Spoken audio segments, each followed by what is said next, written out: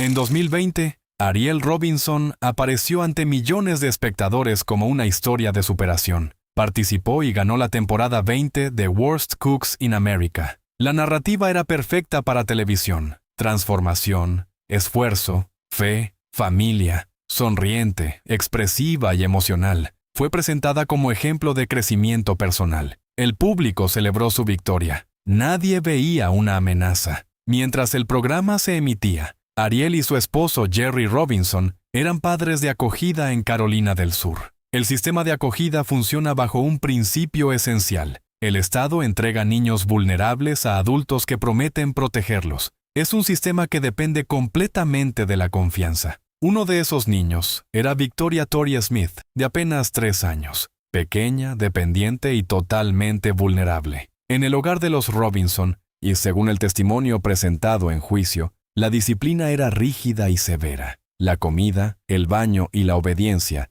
eran tratados como mecanismos de control. Existían castigos con cinturones, manos y objetos. Se utilizaban temporizadores para imponer velocidad al comer. Si el niño no cumplía lo suficientemente rápido, había consecuencias. La noche antes de su muerte, Ariel se enfureció porque Tori vomitó mientras iban a la iglesia. A la mañana siguiente, la niña no comió panqueques con la rapidez que su madre de acogida exigía. Eran comportamientos normales en una niña de 3 años. En esa casa, fueron detonantes. El 14 de enero de 2021, los servicios de emergencia recibieron una llamada reportando un posible ahogamiento. Cuando los paramédicos llegaron, encontraron algo distinto: múltiples moretones visibles en el cuerpo de la menor. Ariel explicó inicialmente que las marcas eran producto de intentos de reanimación. Luego culpó al niño de 7 años que también vivía en la casa, afirmando que tenía problemas de ira. Esa versión colapsó rápidamente. La autopsia determinó que Tori no murió por ahogamiento.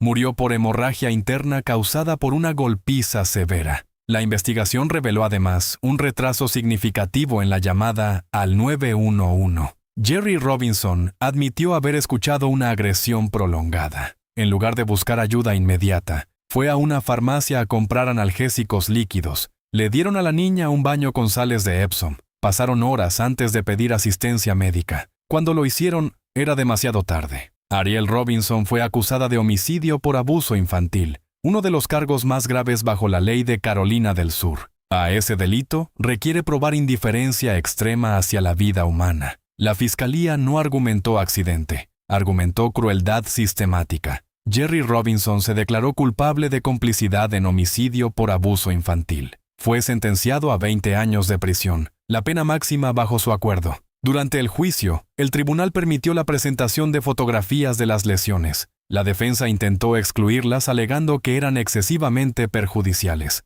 La jueza rechazó el argumento y afirmó que nunca había visto algo similar en su carrera. Ariel Robinson testificó y modificó su versión inicial, abandonando la acusación contra el niño de 7 años. El jurado no tardó en deliberar. Fue declarada culpable y condenada a cadena perpetua sin posibilidad de libertad condicional. No existe reducción, no existe salida anticipada. La sentencia refleja la conclusión jurídica: indiferencia extrema hacia la vida de un menor. La apelación posterior se centró en la admisión de las fotografías. El Tribunal de Apelaciones confirmó la condena. La cadena perpetua permanece vigente. Hoy, Ariel Robinson cumple su sentencia en el Departamento de Correcciones de Carolina del Sur. Su victoria televisiva sigue circulando en clips antiguos. Sonrisas, aplausos, celebración. La imagen pública contrasta brutalmente con el expediente judicial. Una niña de 3 años fue colocada en su hogar para estar segura. No salió con vida. Durante décadas, Harvey Weinstein fue uno de los hombres más poderosos de Hollywood.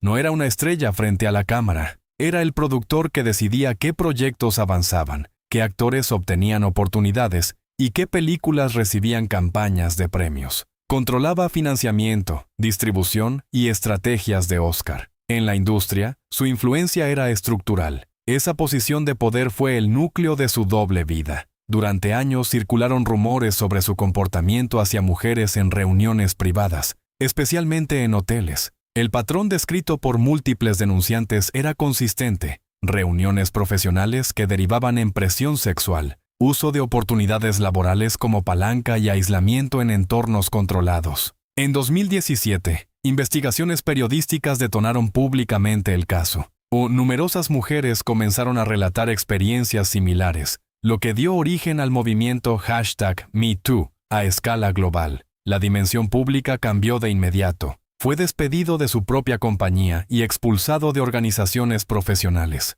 El proceso penal en Nueva York culminó en 2020 con una condena por delitos sexuales graves. El veredicto fue considerado histórico porque implicó la condena de una figura extremadamente influyente. Sin embargo, en abril de 2024, la Corte de Apelaciones de Nueva York anuló esa condena debido a errores procesales relacionados con la admisión de testimonios sobre conductas no imputadas formalmente en el juicio. La anulación no equivalía a una declaración de inocencia, sino a una decisión técnica que ordenaba un nuevo juicio. Paralelamente, en California, Weinstein fue condenado en febrero de 2023 por delitos de violación y agresión sexual. Recibió una sentencia de 16 años de prisión. Esa condena permaneció vigente incluso después de la anulación en Nueva York. Posteriormente, el nuevo juicio en Nueva York produjo un resultado mixto: condena en un cargo, absolución en otro y declaración de juicio nulo respecto a un tercer cargo debido a conflictos internos del jurado. Las autoridades programaron nuevas etapas procesales mientras la defensa exploraba posibles acuerdos.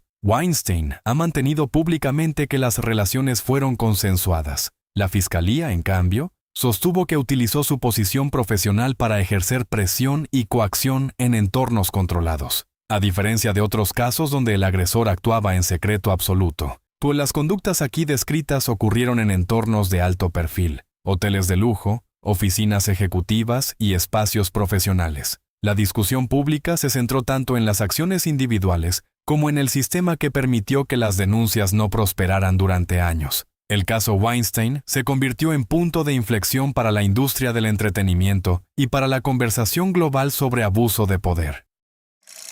Durante años, Chris Benoit fue considerado uno de los luchadores más respetados en la industria del wrestling profesional. No era extravagante ni mediático. Era técnico, disciplinado y obsesivo con su condición física. Dentro del ring, representaba realismo y entrega absoluta. Colegas lo admiraban. Aficionados lo respetaban. Era el profesional del profesional. Esa era la imagen pública. En junio de 2007, esa imagen se desintegró en uno de los casos más perturbadores en la historia del deporte moderno. Para mediados de los años 2000, el cuerpo de Benoit estaba deteriorado. Décadas de golpes en la cabeza, conmociones cerebrales, lesiones cervicales y castigos repetidos habían dejado secuelas. La muerte de su amigo cercano Eddie Guerrero en 2005 lo afectó profundamente. Se volvió más aislado, rígido y controlador, y según testimonios posteriores, su matrimonio con Nancy Benoit estaba fracturado. En 2003, Nancy había solicitado el divorcio y una orden de restricción tras un episodio de violencia doméstica. Posteriormente, retiró la demanda, pero los conflictos no desaparecieron. Entre el 22 y el 24 de junio de 2007, Chris Benoit asesinó a su familia en su hogar en Georgia. Primero mató a Nancy. Fue estrangulada con un cordón. Presentaba heridas defensivas, lo que indicaba que intentó resistir. Después del asesinato, Benoit no huyó. Permaneció en la casa. Luego asesinó a su hijo Daniel, de 7 años. La autopsia reveló que fue asfixiado. También se encontraron medicamentos en su sistema. Investigadores consideraron que pudieron haber sido administrados antes de la muerte, aunque el debate médico posterior analizó si ya formaban parte de tratamientos previos. Lo indiscutible es que Daniel no tuvo posibilidad de defenderse. Tras los asesinatos, Benoit colocó Biblias junto a los cuerpos, una junto a Nancy, otra junto a Daniel y otra en el gimnasio de la casa donde posteriormente se suicidaría. Durante ese periodo de aproximadamente 48 horas, Benoit continuó enviando mensajes de texto a colegas de WWE, indicando que su familia estaba enferma. Incluso dio instrucciones sobre el cuidado de sus perros. Esa comunicación retrasó la sospecha inmediata. Cuando no se presentó a un evento programado, algo extremadamente inusual en su historial profesional, WWE solicitó una verificación de bienestar. La policía ingresó al domicilio y encontró la escena. Chris Benoit fue hallado muerto en el gimnasio de su casa. Se había ahorcado utilizando el cable de una máquina de pesas. La investigación reconstruyó la secuencia mediante registros telefónicos, mensajes y evidencia forense. No se trató de un arrebato momentáneo. Los hechos ocurrieron en fases separadas, con tiempo intermedio entre cada muerte. El análisis post-mortem de su cerebro reveló daño severo consistente con traumatismo cráneoencefálico repetido. Algunos especialistas compararon la degeneración con la de pacientes con enfermedades neurodegenerativas avanzadas. El deterioro afectaba áreas vinculadas al control de impulsos y regulación emocional. Sin embargo, las autoridades fueron claras. El daño cerebral fue considerado un factor explicativo, no una justificación legal. El caso fue oficialmente clasificado como doble homicidio seguido de suicidio. La industria reaccionó con una eliminación casi total de su legado. Tributos fueron retirados, imágenes archivadas y su nombre evitado públicamente, no por prohibición legal, sino por impacto moral. Nancy Benoit es recordada como víctima que intentó buscar ayuda en el pasado. Daniel Benoit es recordado como un niño que dependía completamente de los adultos a su alrededor. Chris Benoit fue admirado por millones. En privado, cometió violencia sostenida contra su propia familia. La brecha entre imagen pública y realidad fue absoluta.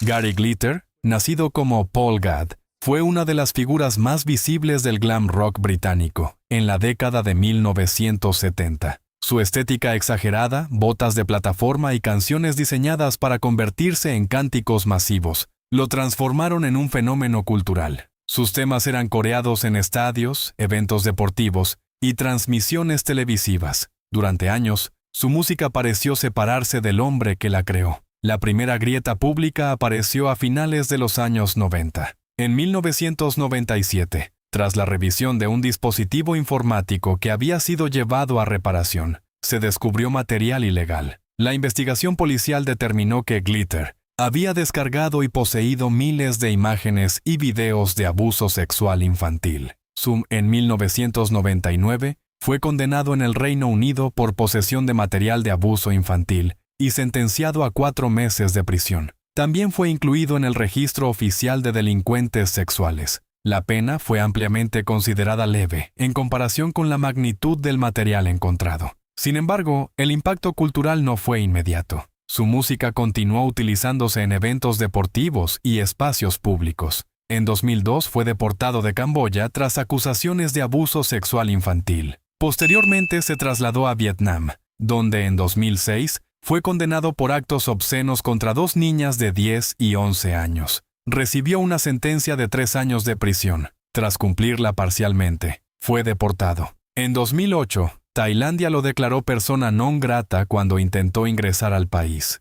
Varias naciones restringieron su entrada debido a antecedentes y preocupaciones de seguridad. El caso más decisivo llegó en el Reino Unido. En 2015, Gary Glitter fue condenado por múltiples delitos sexuales contra menores cometidos en décadas anteriores. El tribunal lo sentenció a 16 años de prisión. Las ofensas fueron descritas como extremadamente graves. En febrero de 2023, fue liberado bajo las normas británicas de liberación automática tras cumplir parte de la pena. Sin embargo, en marzo de 2023, fue reincorporado a prisión por presuntas violaciones de las condiciones de su licencia. Informes públicos indicaron preocupaciones sobre intentos de acceso a material ilegal, aunque los detalles específicos no siempre fueron divulgados completamente. El patrón fue consistente: condena, liberación, nuevos incidentes, retorno al sistema penitenciario. El caso no es simplemente el de una estrella caída, es el de un comportamiento repetido a lo largo de décadas y jurisdicciones distintas. Las condenas no fueron aisladas ni producto de una sola acusación. Fueron múltiples procesos judiciales en diferentes países. Durante años, la música continuó sonando en estadios mientras el historial penal se acumulaba. Esa desconexión entre producto cultural y conducta personal mantuvo viva su presencia pública incluso después de las primeras condenas. Gary Glitter pasó de ser un símbolo de espectáculo glamoroso a un ejemplo de reincidencia internacional en delitos sexuales. Su historia muestra cómo la inercia cultural puede sobrevivir a la exposición judicial, al menos durante un tiempo. Durante los años 2000, Ian Watkins fue el vocalista de la banda británica Lost Prophets, uno de los grupos más exitosos del rock alternativo de su generación. Llenaban estadios, encabezaban festivales y vendían millones de discos. Watkins proyectaba intensidad emocional y vulnerabilidad artística. Para el público, era un músico expresivo que transformaba angustia en arte. Esa percepción fue el escudo. Detrás del escenario, la realidad era distinta y sostenida en el tiempo. Las investigaciones posteriores demostraron que Watkins cometió delitos sexuales graves contra menores, incluidos bebés, y utilizó su estatus como figura musical para manipular a mujeres y facilitar el acceso a víctimas. En 2012 fue arrestado. Las autoridades incautaron dispositivos electrónicos y comunicaciones cifradas que requerían asistencia técnica especializada para ser descifradas. El material recopilado evidenciaba un patrón sistemático de abuso y planificación que se remontaba al menos a 2007. Cuando el caso llegó a los tribunales en 2013, Watkins inicialmente se declaró inocente, pero posteriormente cambió su declaración a culpable respecto a múltiples cargos graves de abuso sexual infantil. El juez describió los delitos como de una gravedad excepcional. El tribunal determinó que Watkins utilizó su fama para ejercer control y coerción, persuadiendo a mujeres para que permitieran o participaran en situaciones de abuso. El esquema no fue espontáneo ni aislado, fue estructurado y prolongado. Fue condenado a una pena de 29 años de prisión más 5 años adicionales bajo licencia extendida, lo que en la práctica implicaba una supervisión total de 35 años. Según la legislación británica, solo podría ser considerado para libertad condicional tras cumplir 2/3 del período custodial. Lost Prophets dejó de existir inmediatamente después de las condenas. Su catálogo musical fue retirado de circulación en numerosos espacios. La separación entre arte y autor se volvió insostenible para la mayoría del público. En 2019 fue condenado nuevamente por posesión ilegal de un teléfono móvil dentro de prisión. Las autoridades consideraron que, dada su historia, el acceso no autorizado a comunicaciones representaba un riesgo significativo. En agosto de 2023, mientras estaba encarcelado en HMP Wakefield, fue apuñalado por otros reclusos y tomado como rehén durante varias horas. Las heridas fueron reportadas como no mortales en ese momento. El 11 de octubre de 2025, Ian Watkins murió en prisión tras otro ataque. Las autoridades iniciaron una investigación por homicidio y se presentaron cargos contra sospechosos. El caso de Watkins no fue una acusación aislada ni un error puntual. Fue una serie documentada de delitos con admisión de culpabilidad formal ante el tribunal. La duración del patrón, la planificación y el uso del estatus profesional como herramienta de manipulación fueron elementos centrales en la sentencia. La brecha entre la figura pública admirada y la conducta privada probada en tribunal fue extrema. Durante años, el éxito y la cercanía con fans generaron acceso y credibilidad. Y el proceso judicial reveló que esa credibilidad fue utilizada como instrumento.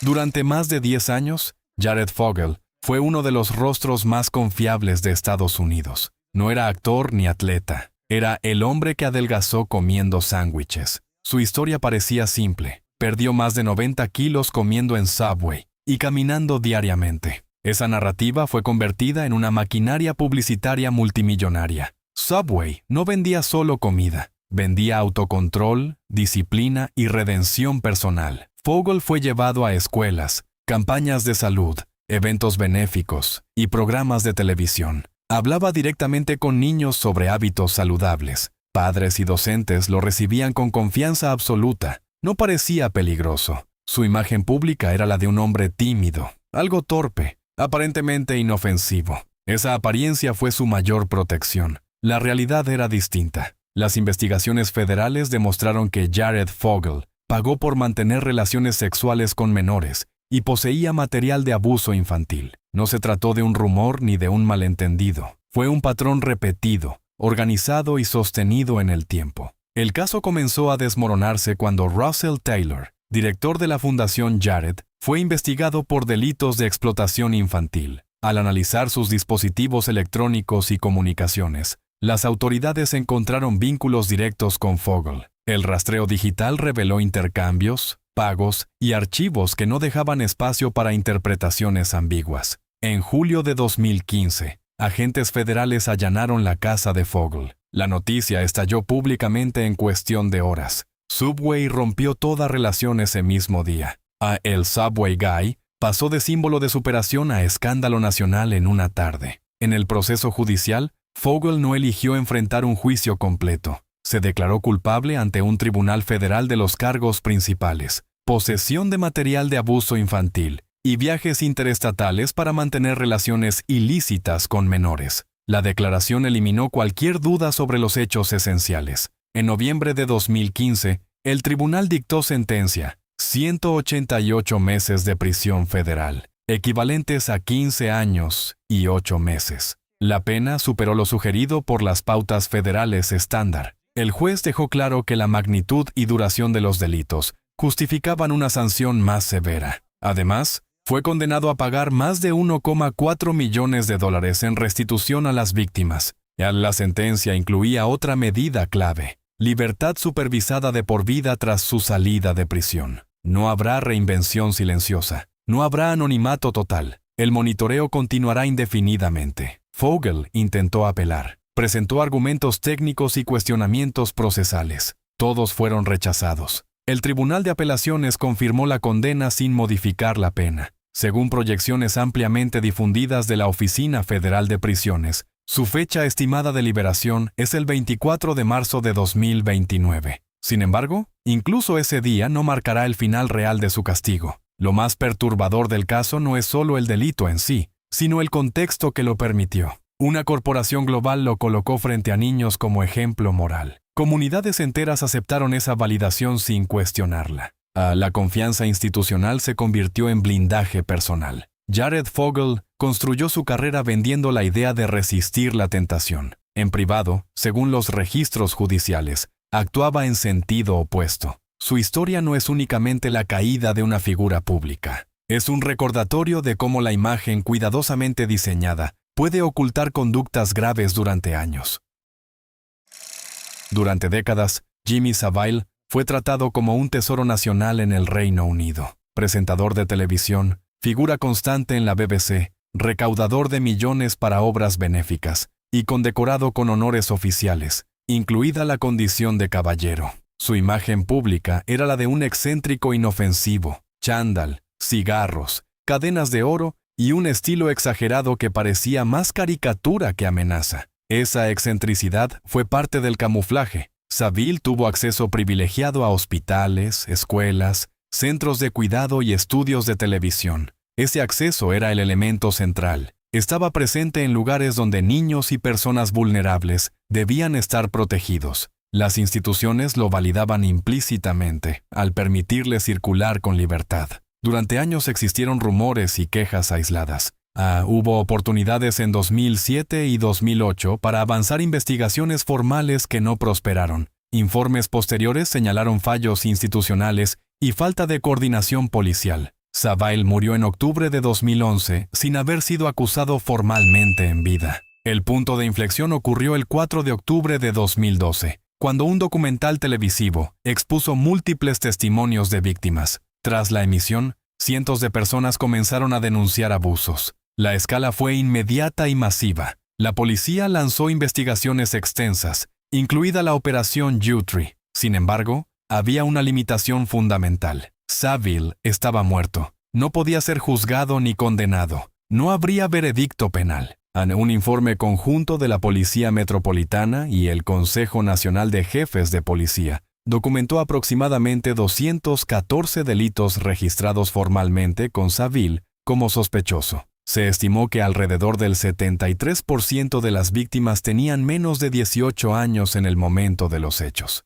La franja temporal de los abusos se extendía desde la década de 1950 hasta 2009. Revisiones independientes, incluida la dirigida por Dame Janet Smith para la BBC, concluyeron que Savile cometió numerosos actos de abuso sexual vinculados a sus actividades profesionales, y que existieron advertencias que no fueron gestionadas adecuadamente. El caso Savile no produjo una condena judicial. pero sí generó una revisión profunda de protocolos de protección infantil en múltiples instituciones británicas. El elemento clave no fue solo el delito individual, sino la combinación de celebridad, deferencia institucional y falta de acción temprana. La confianza pública funcionó como escudo durante décadas. Savile murió antes de enfrentar consecuencias penales, pero su caso transformó la conversación nacional sobre abuso, acceso institucional y responsabilidad estructural.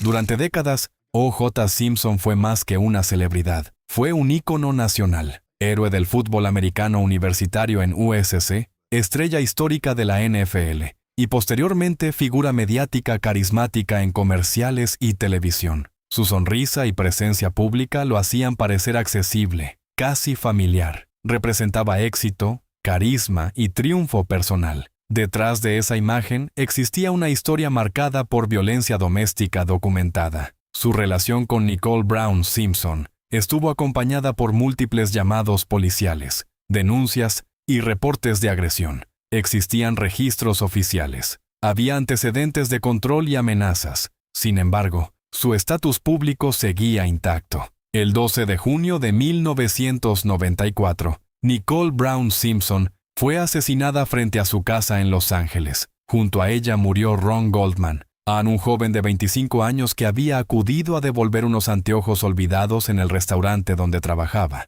La brutalidad de la escena conmocionó al país. Poco después, O.J. Simpson se convirtió en el principal sospechoso. El 17 de junio de 1994, en lugar de entregarse de manera ordinaria, protagonizó una persecución televisada en una Ford Bronco blanca, conducida por su amigo Al Cowlings. Millones de personas siguieron en directo la transmisión aérea. Fue un espectáculo nacional sin precedentes. El juicio penal comenzó en 1995 y se convirtió en uno de los procesos judiciales más seguidos de la historia moderna. La fiscalía presentó evidencia física, antecedentes de violencia y pruebas de ADN. La defensa atacó la integridad de la investigación policial, cuestionando procedimientos y credibilidad de los investigadores. El momento más recordado fue la demostración del guante. Simpson intentó colocarse unos guantes vinculados al caso frente al jurado. Parecían no ajustarse correctamente. Esa imagen se convirtió en símbolo de duda razonable. El arma homicida nunca fue recuperada. En octubre de 1995, el jurado declaró a O.J. Simpson no culpable en el proceso penal. El veredicto dividió profundamente a la opinión pública. En 1997, un tribunal civil lo declaró responsable por las muertes de Nicole Brown Simpson y Ron Goldman, imponiéndole una indemnización superior a $33 millones. La absolución penal no eliminó la controversia pública. En 2007, Simpson volvió a enfrentar cargos, esta vez en Las Vegas, por un incidente en el que intentó recuperar objetos deportivos en un hotel. Las autoridades lo acusaron de robo a mano armada y secuestro. Fue condenado y sentenciado a hasta 33 años de prisión, con posibilidad de libertad condicional tras 9 años. En 2017, obtuvo la libertad condicional y salió de prisión. El 10 de abril de 2024, O.J. Simpson falleció en Las Vegas por cáncer de próstata, según reportes oficiales. Su historia no es solo la caída de un atleta, es un caso que combinó celebridad, sistema judicial, raza, medios de comunicación y poder. La brecha entre figura pública carismática y acusaciones de violencia definió el debate nacional durante décadas. Durante más de 2 décadas, R. Kelly fue una de las figuras más influyentes de la música R&B en Estados Unidos. Vendió millones de discos, escribió éxitos para otros artistas y dominó las listas de reproducción internacionales. No era simplemente un cantante popular, era una institución cultural dentro de la industria musical. Esa posición de prestigio funcionó como protección. Desde la década de 1990, comenzaron a surgir acusaciones de conducta sexual inapropiada con menores. Hubo demandas civiles y acuerdos extrajudiciales. Las denuncias eran conocidas dentro de la industria, pero su carrera continuó sin interrupciones significativas. En 2008, enfrentó un juicio en Chicago por cargos de pornografía infantil, relacionados con material grabado que involucraba a una menor. Fue absuelto. Ese veredicto tuvo un efecto decisivo. consolidó la percepción de que podía superar incluso acusaciones penales graves. Según testimonios posteriores presentados en tribunales federales, el comportamiento no se detuvo. Se describieron reglas estrictas impuestas a mujeres y jóvenes bajo su control, restricciones en la comunicación con familiares, control sobre vestimenta, alimentación y movimientos, y aislamiento en propiedades privadas. Cuando los fiscales federales intervinieron, estructuraron el caso como una empresa criminal bajo la ley de crimen organizado, RICO. Argumentaron que R. Kelly operaba un sistema coordinado con empleados y colaboradores que ayudaban a reclutar, transportar y controlar víctimas. En 2021, un jurado federal en Nueva York lo declaró culpable de múltiples cargos de crimen organizado y tráfico sexual. No se declaró culpable. Mantuvo su inocencia durante el juicio. El veredicto se basó en testimonios de varias víctimas y evidencia documental. En 2022, fue sentenciado a 30 años de prisión en el caso de Nueva York. En 2023, recibió una sentencia adicional de 20 años en un proceso federal en Chicago por delitos relacionados con explotación infantil. Sin embargo, 19 de esos años fueron concurrentes con la condena anterior, lo que dejó un año adicional consecutivo. En términos prácticos, su condena efectiva ronda los 31 años. Apeló ambas condenas. En abril de 2024, el séptimo circuito confirmó la sentencia de Chicago. En febrero de 2025, el segundo circuito confirmó la condena y sentencia en Nueva York, señalando que la evidencia presentada era sustancial. También se ordenaron pagos de restitución a víctimas. R. A. Kelly permanece bajo custodia federal. Proyecciones ampliamente reportadas sitúan su elegibilidad de liberación alrededor de mediados de la década de 2040. Su caso marcó un punto de inflexión en cómo el sistema federal abordó acusaciones prolongadas que durante años no habían derivado en consecuencias penales firmes. Roman Polanski construyó una carrera cinematográfica tan influyente que durante décadas funcionó como escudo. Era considerado un director brillante, sobreviviente del Holocausto, autor de obras aclamadas y figura central del cine internacional. La tragedia también marcó su biografía. En 1969, su esposa embarazada Sharon Tate fue asesinada por la secta de Charles Manson. Ese dolor público consolidó una narrativa de artista herido y resiliente. Pero en 1977, en Los Ángeles, esa imagen sufrió una ruptura irreversible. Polanski fue acusado de drogar y agredir sexualmente a una menor de 13 años durante una sesión fotográfica en la casa del actor Jack Nicholson. El caso no terminó en un debate ambiguo. Polanski aceptó un acuerdo judicial y se declaró culpable de un cargo de relación sexual ilegal con una menor. Otros cargos fueron retirados como parte del acuerdo. Ese punto es fundamental. Hubo una declaración de culpabilidad formal ante un tribunal. Antes de la sentencia definitiva, el juez ordenó una evaluación psiquiátrica de 90 días en la prisión estatal de Chino. Polanski fue liberado tras 42 días. Durante ese periodo surgieron tensiones sobre cuál sería la sentencia final. Temiendo que el juez impusiera una pena más severa de lo esperado, Polanski abandonó Estados Unidos el 1 de febrero de 1978, antes de que se dictara sentencia. Desde ese momento se convirtió en fugitivo. Nunca regresó para enfrentar la fase final del proceso. La orden de arresto permaneció activa porque la sentencia nunca fue completada. Esa es la razón jurídica central de su estatus. Lo que distingue este caso es que su carrera no se detuvo. Sio continuó dirigiendo películas en Europa, asistiendo a festivales y recibiendo premios. En 2003, ganó el Oscar al mejor director por El pianista. No pudo asistir a la ceremonia debido a la orden de arresto en Estados Unidos, pero recibió una ovación de pie en ausencia. En 2009 fue arrestado en Suiza a solicitud de extradición de Estados Unidos.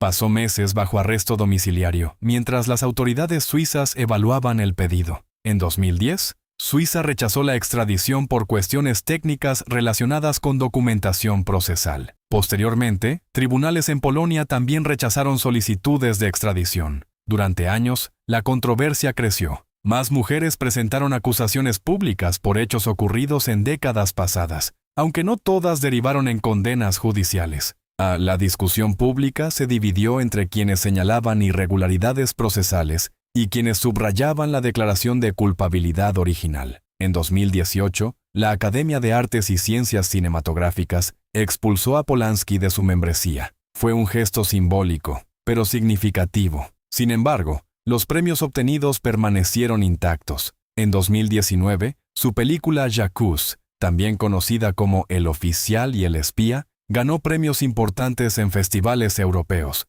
reavivando protestas y debates sobre si el talento artístico debe separarse del historial penal. El eje del caso sigue siendo claro. Hubo una declaración de culpabilidad. Hubo una huida antes de la sentencia. La orden de arresto sigue activa porque el proceso nunca concluyó formalmente. Polanski vivió durante décadas fuera de Estados Unidos, protegido por jurisdicciones que rechazaron su extradición. La discusión no gira en torno a si hubo un acuerdo judicial, lo hubo, sino a cómo el estatus y el prestigio cultural influyeron en la manera en que fue tratado internacionalmente. Todos estos nombres tenían algo en común: confianza pública. Eran celebrados, eran recibidos en escuelas, hospitales, estudios de televisión, escenarios y eventos deportivos. Algunos eran símbolos de superación, otros, íconos culturales. Algunos controlaban industrias enteras, pero detrás de esa fachada existían conductas ocultas que durante años no fueron enfrentadas con la contundencia necesaria. En muchos casos, las señales estaban ahí. Denuncias previas, rumores persistentes, investigaciones inconclusas, instituciones que priorizaron reputación sobre protección. No fueron caídas repentinas, fueron estructuras que tardaron demasiado en romperse. Estos casos no tratan solo de individuos, tratan de cómo el poder, la fama y la validación institucional pueden convertirse en blindaje. Tratan de cómo la imagen pública puede retrasar la rendición de cuentas. Y sobre todo, muestran que la confianza sin verificación puede ser peligrosa. Si este análisis te resultó impactante y quieres más investigaciones profundas, casos documentados y reconstrucciones detalladas basadas en registros judiciales reales, suscríbete ahora y activa las notificaciones. Aquí no contamos rumores. Analizamos expedientes, desglosamos sentencias, examinamos hechos. Deja en los comentarios cuál de estos casos te sorprendió más y qué otro expediente quieres que investiguemos en el próximo video. La próxima historia ya está en preparación.